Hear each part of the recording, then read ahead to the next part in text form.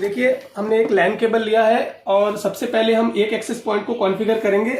LAN cable के एक and को हमने यहाँ डाल दिया है और दूसरा जो लैन केबल है उसको हमने लैपटॉप के साथ कनेक्ट कर दिया है और फिर अब हम इसको कॉन्फ़िगर करेंगे। तो ये बेसिकली यही इसका सिंपल कनेक्शन है। तो चलिए अब हम चलते हैं इसके कॉन्फ़िगरेशन के ऊपर। हम आपको कॉन्फ़िगर करके दिखाते हैं कि ये जो दोनों एक्सेस पॉइंट है इसको हम किस तरह से कॉन्फ़िगर करते हैं, कौन से एक्सेस पॉइंट को हमें ट्रांसमीटर बनाना है, कौन से एक्सेस पॉइंट को हमें रिसीवर बनाना है। तो चलिए अब फाइनली हम आ चुके हैं कंप्यूटर स्क्रीन के ऊपर और जो हम एक्सेस पॉइंट यूज कर रहे हैं उसकी जो बाय डिफॉल्ट आईपी एड्रेस है, आईपीकॉम ब्रांड का हम एक्सेस पॉइंट यूज कर रहे हैं, उसका बाय डिफॉल्ट आईपी एड्रेस होता है 192.168.2.1। तो हम सबसे पहले इसको हम पिंग करके चेक कर लेते हैं कि ये पिंग हो रहा है कि नहीं। PING 192.168.2.1 कंटिन्यू पिंग करते हैं। तो आप देख रहे हैं यहाँ पर जो हमारा बाय डिफॉल्ट आईपी है वो पिंग हो रहा है। तो पिंग करने के बाद उसके बाद हम गूगल क्रोम के अंदर जाएंगे और उस आईपी की हेल्प से हम एक्सेस पॉइंट को सबसे पहले लॉगिन करेंगे। तो चलिए यहाँ पर एक नया टैब आपको लेना है और उस टैब के अंदर आपको इंटर करना है जो डिफॉल्ट आईपी एड्रेस है 192.168.2.1। तो हमने बाय डिफॉल्ट इसकी आईपी एड्रेस डाल दी। उसके बाद आपको इंटर करना है। जैसे ही आप इंटर करेंगे तो इस तरह से कुछ लॉगिन पेज ओपन होकर आएगा जिसमें आप देख रहे हैं यहाँ पर जो डिफॉल्ट यूजर नेम इसका एडमिन है और डिफॉल्ट पासवर्ड जो एडमिन है। तो जो डिफॉल्ट यूजर नेम और पासवर्ड के हेल्प से हम इसको लॉगिन कर लेंगे। तो हमने यूजर नेम एडमिन डाल दिया, पासवर्ड भी एडमिन इसका डिफॉल्ट है वो डाल दिया और यहाँ पे जो लैंग्वेज है वो इंग्लिश सेलेक्ट करना है। उसके बाद नीचे लॉगिन के ऊपर क्लिक करना है।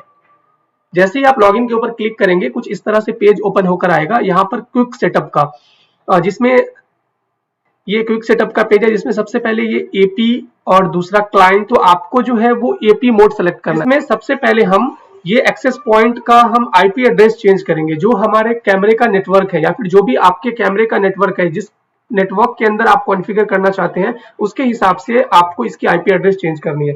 तो चलिए हम इसके नेटवर्क के अंदर चलते हैं और सबसे पहले हम इसकी जो हमारा जो कैमरे का नेटवर्क है, कैमरे का जो आईपी का सीरीज है उसके हिसाब से हम इसकी आईपी एड्रेस चेंज कर देते हैं।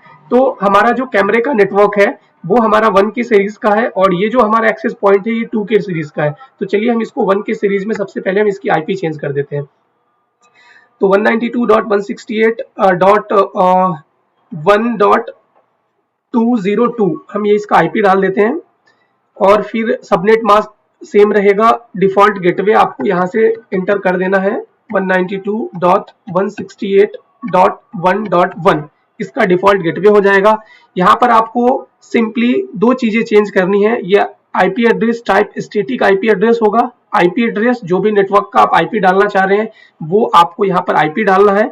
उसके बाद तीसरी चीज जो यहाँ पे है डिफॉल्ट गेटवे, इसको आपको डालना है। जो भी सीरीज का आप आईपी डाल रहे हैं उसके हिसाब से आपको डिफॉल्ट गेटवे डाल देना है और सिंपली यहाँ पर सेव के ऊपर क्लिक करना है। ये वाले ऑप्शन के अंदर सिर्फ आपको इतनी सेटिंग करनी है। तो चलिए हम इसको सेव के ऊपर क्लिक करते हैं और सेव कर देते हैं। अब हमने जो नया आईपी एड्रेस इसका सेट किया है उस आईपी एड्रेस के हेल्प से हम इसकी लॉगिन करेंगे और उसके बाद फिर हम इसका बाकी का जो कॉन्फ़िगरेशन है वो कॉन्फ़िगरेशन करेंगे। तो चलिए हमने यहाँ पर एक टैब ले लिया 192.168.1.202 जो हमारी नई आईपी है वो नई आईपी हमने इंसर्ट की और आपको सिंपली इंटर के ऊपर क्लिक करना है।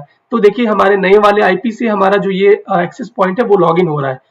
तो हम इसको यूजर नेम और पासवर्ड के हेल्प से इसका लॉगिन कर लेंगे। सिंपली आपको user name admin, password admin और लॉगिन के ऊपर क्लिक करना है।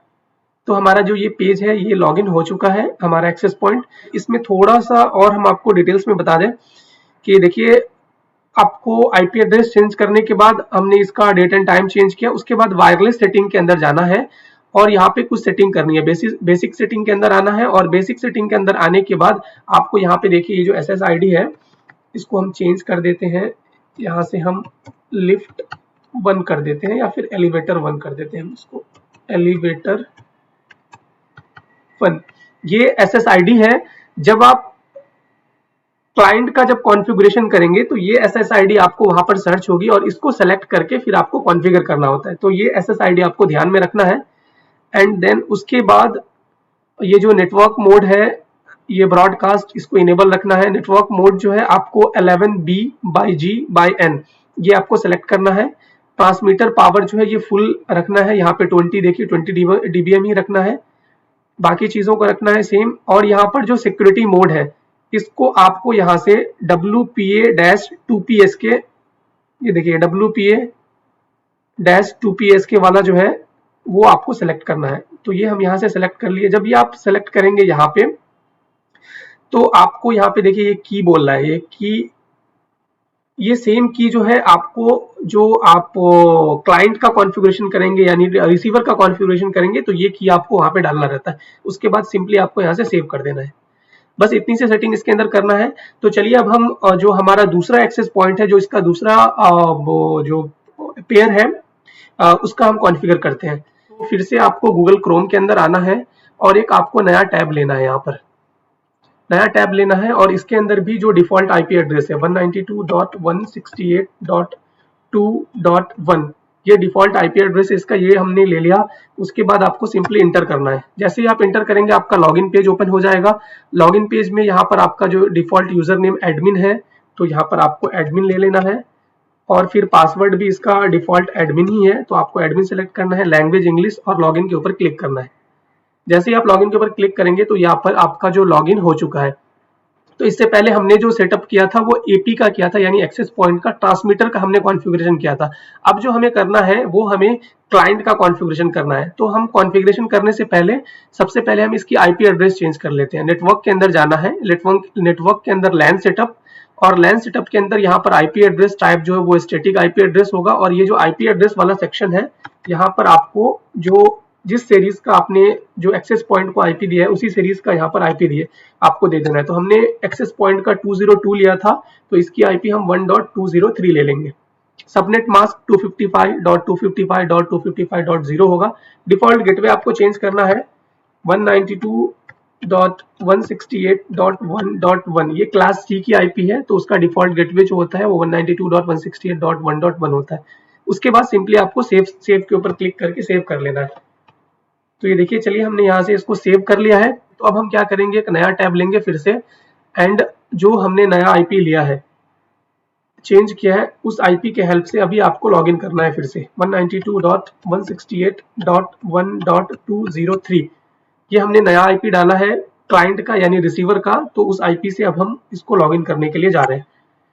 तो देखिए हमारा यहाँ पर लॉगिन हो चुका है। फिर से यूजर नेम एडमिन जो इसका बाय डिफॉल्ट है, पासवर्ड भी एडमिन, लैंग्वेज इंग्लिश, और फिर आपको लॉगिन के ऊपर क्लिक करना है।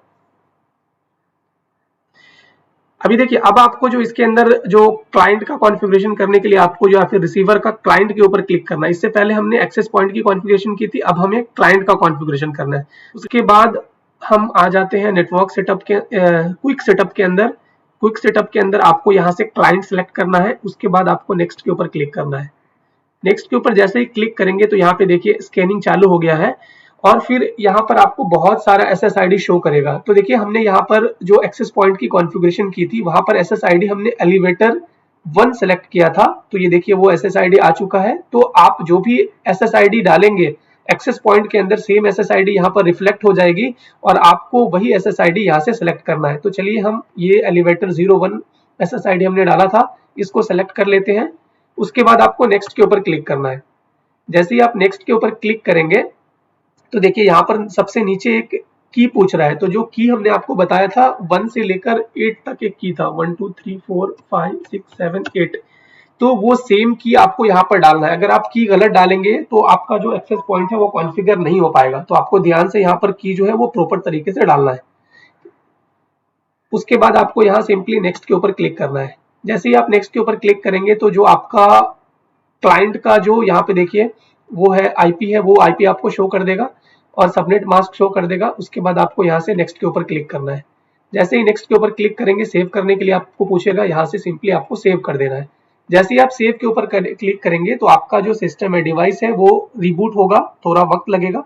रिबूट होने के बाद जो आपका एपी है और फिर जो क्लाइंट है वो आपस में दोनों कॉन्फ़िगर हो जाएगा, और उसके बाद फिर आपस में वो वायरलेसली कम्युनिकेट करना शुरू कर देगा। तो चलिए हम थोड़ा वेट कर लेते हैं। चलिए हम गूगल क्रोम के अंदर चलते हैं, और यहाँ पर सबसे पहले हम 202 वाला जो आईपी है उसको लॉगिन करते हैं, 192.168.1.202।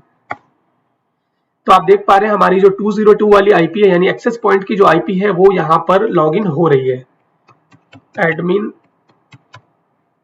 एडमिन यूजर नेम पासवर्ड और यहाँ से लॉगिन के ऊपर क्लिक करेंगे तो आप देख पा रहे हैं ये हमारी जो एक्सेस पॉइंट है, ये देखिए करंट मोड जो है हमारा एक्सेस पॉइंट है और उसकी अगर हम आईपी की बात करें तो हमारा यहाँ पर आईपी आप देख पा रहे हैं 202 है, तो ये हमारा लॉगिन हो रहा है।